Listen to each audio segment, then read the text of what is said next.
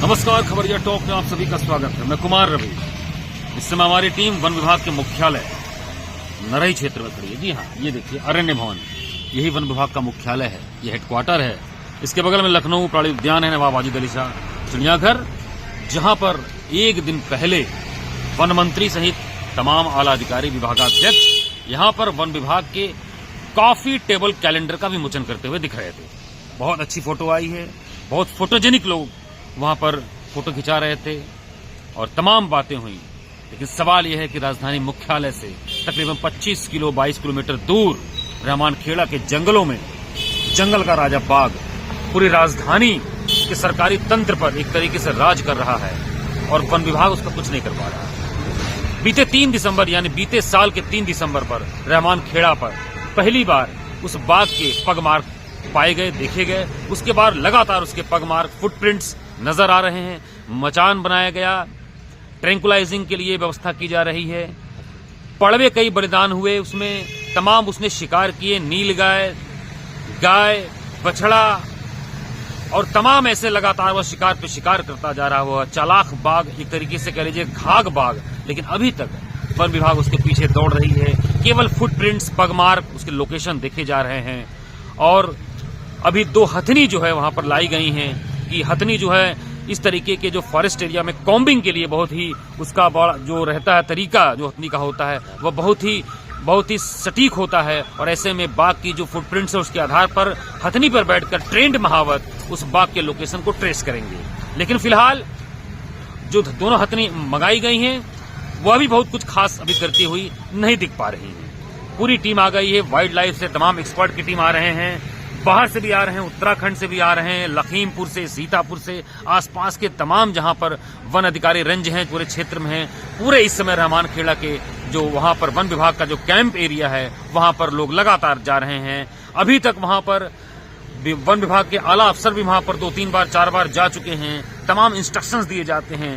DFO Sudhanshu Pandey, उनकी team लगी हुई है। लेकिन बावजूद इसके बाघ इतना चालाक है, इतना चतुर है कि हर बार वह शिकार करके निकल जाता है। अलग तरह के पिजड़े भी मंगाए जा रहे हैं, लेकिन वह पिजड़े भी जो है उस बाघ को अपने कब्जे में रखने के लिए जो है उसको आकर्षित नहीं कर पा रहे हैं, या किसी तरीके से कोई भी रणनीति वन विभाग की काम नहीं आ रही है।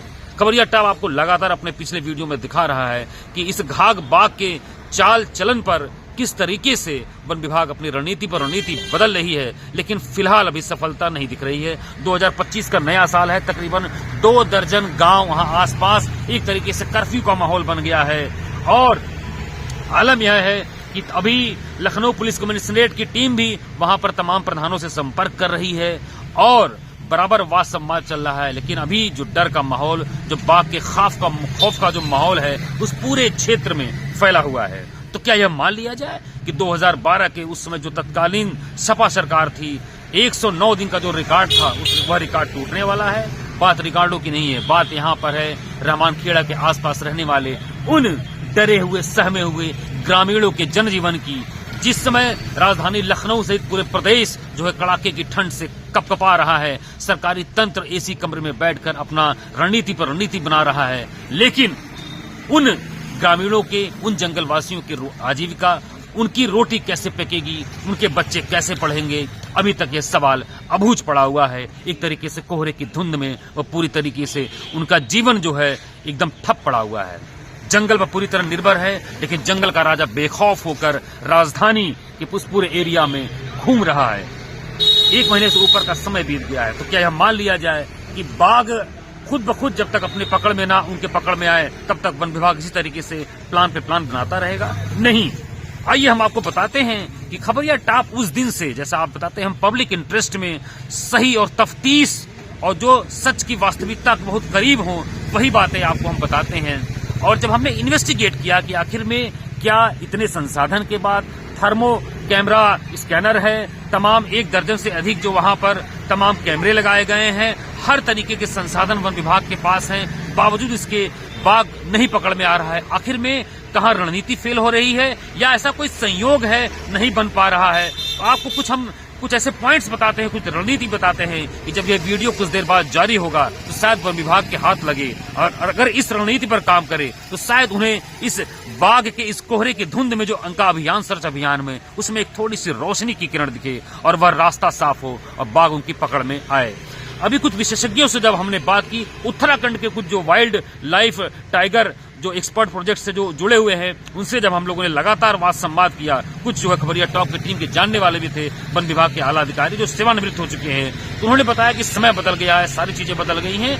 तो बाघ को दरअसल तभी पकड़ सकते हैं जो कहते हैं कि बाघ या ऐसा कोई दुश्मन हो और कोई दुश्मन आपके एरिया में रह रहा हो और आप उसको पकड़ना चाह रहे हो, काफी दिन बीत जाए, अगर वो आपकी पकड़ में ना आए तो एक दुश्मन को पकड़ने के लिए उस एरिया में कहीं न कहीं दोस्ती करनी पड़ेगी। जी हाँ,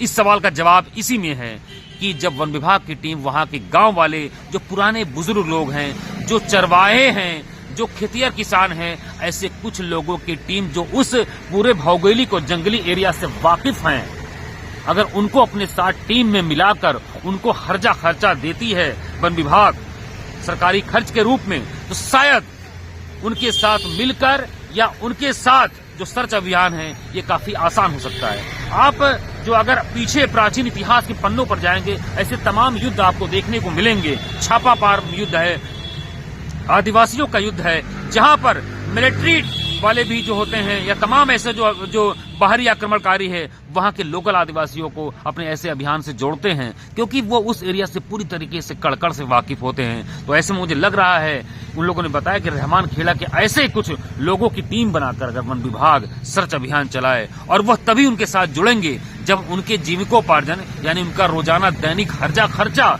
उनको मिलेगा। तो इस लालच में ऐसे ग्रामीण, ऐसे चरवाहे, ऐसे खेतिहर इस अभियान के साथ जुड़ेंगे, और जब वो जुड़ेंगे तब बाघ के लोकेशन को सही तौर पर ट्रेस करना और फिर तुरंत एक रणनीति बनाकर कैंपिंग कर या कॉम्बिंग कर उसको ट्रैंकुलाइज करना काफी आसान होगा। जी हाँ, शायद यही एक अकेला ऐसा रास्ता है। वैसे आपको बता दें कि अभी बाघ को हनी ट्रैप करने की भी तैयारी की जा रही थी, और इसके पहले यह भी था कि बघनी, जिसको इंग्लिश में बोलते हैं टाइग्रेस, उसके मूत्र को भी उस पिंजरे में छिड़का गया था, या फिर बघनी की आवाज भी निकाली जा रही थी। फिलहाल उसका कोई असर विशेष तौर पर दिखता हुआ नजर नहीं आ रहा है। कुल मिलाकर जो रणनीति अभी खबरिया टॉक की टीम ने अभी इस वीडियो से अपने व्यूवर्स से, अपने सब्सक्राइबर से जो साझा की है, शायद इस पर अमल करके थोड़ा अगर इस कदम पर आगे बढ़े, इस पर पहल करे, तो मुश्किल जो ऑपरेशन बनता जा रहा है, इस ऑपरेशन में एक रोशनी की किरण नजर आए, और जो वन विभाग काफी दिन से जो चूहे बिल्ली का खेल जो चल रहा है बाघ और वन विभाग के बीच,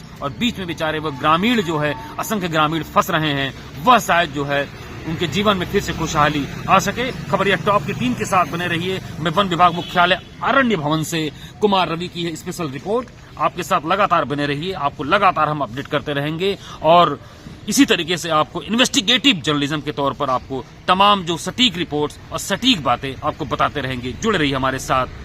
कैमरा पर्सन सत्या के साथ कुमार रवि, वन विभाग मुख्यालय अरण्य भवन, राजधानी नरही क्षेत्र।